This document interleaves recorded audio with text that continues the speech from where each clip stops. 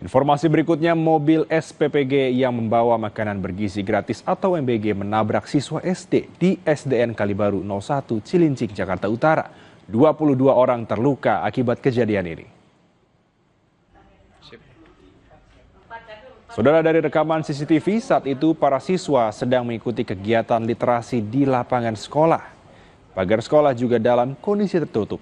Namun, tiba-tiba mobil SPPG menyeruduk pagar sekolah dan menabrak sejumlah siswa. Akibat kejadian ini, 22 orang terluka dan langsung dibawa ke Rumah Sakit Koja dan Cilincing. Ya, yang biasanya kan kalau mobil mobil MBG itu kalau misalkan mau masuk itu kalau nggak berhenti di sini, kalau nggak di tengah-tengah. Nah itu mungkin apa dia salah nginjek gas apa gimana, itu dia langsung bablas gitu. Langsung, soalnya mobil sempat ngegerung.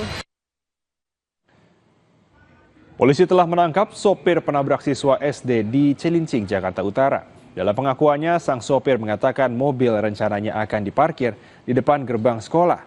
Namun tiba-tiba mobil melaju menabrak gerbang.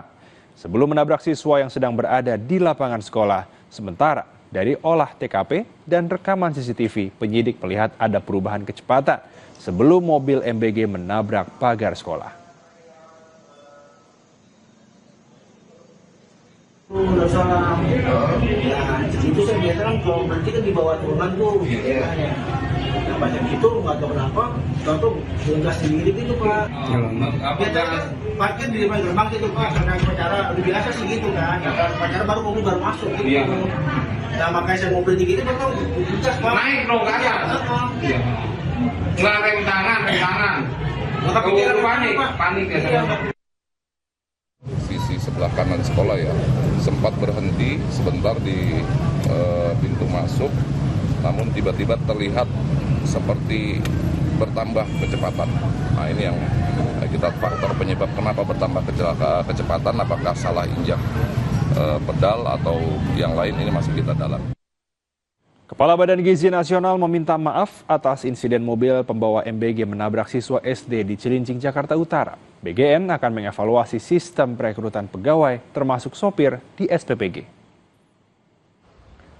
Saudara, Kepala BGN meminta maaf dan mengakui lalai karena menggunakan sopir pengganti yang sedang dalam kondisi tidak optimal. Kedepannya, BGN akan melakukan evaluasi demi mencegah peristiwa berulang dan meningkatkan kualitas pelayanan.